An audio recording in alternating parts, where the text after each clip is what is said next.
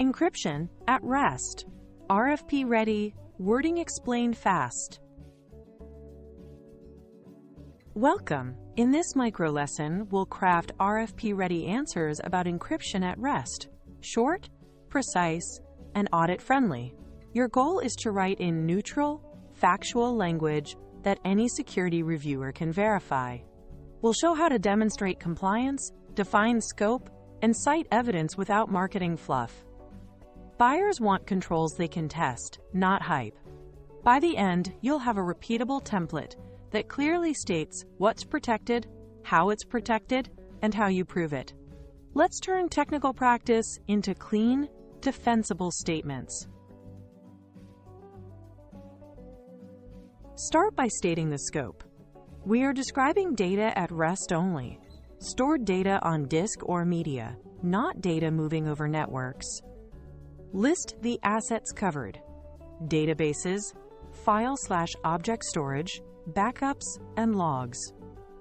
Then, map to environments: production, development/test, disaster recovery, and relevant endpoints like managed laptops or servers. Example: encryption at rest applies to production DB clusters, S3 buckets, EBS volumes, backup archives, and centralized log stores in prod, dev, and doctor. Clear scope prevents reviewers from assuming gaps and shows you understand your estate. Be explicit about the crypto. State the algorithm and strength, AES 256, or the exact variant you use. Add the mode and library if it matters. For example, AES 256 GCM, using a FIPS 140 - 2 140ths -3 validated module. If volume encryption is provider managed, name it, e.g., Cloud KMS-backed volume encryption. Tie it to compliance frameworks you meet, such as ISO 27001, SOC 2, or PCI DSS. Example: all at-rest encryption uses AES 256 GCM via a FIPS-validated library. Controls align with ISO 27001 Annex A and are in scope for SOC 2 Type 2.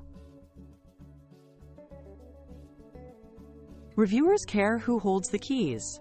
State whether keys are managed in a KMS or HSM and who owns and administers them: your org, the customer, or the cloud provider. Describe rotation, time-based, e.g. every 90 days, and event-based triggers, e.g. suspected compromise, role changes, vendor exit. Explain access controls, least privilege, multi-party approval, and separation of duties between key custodians and system operators. Example: primary CMKs in KMS. Customer-managed keys optional. Rotation every 90 days or upon incident. Access requires role-based approval and break glass logging. Avoid confusion by separating at-rest from in-transit. Say, this section covers at-rest encryption. Network encryption is addressed separately. Specify the layers.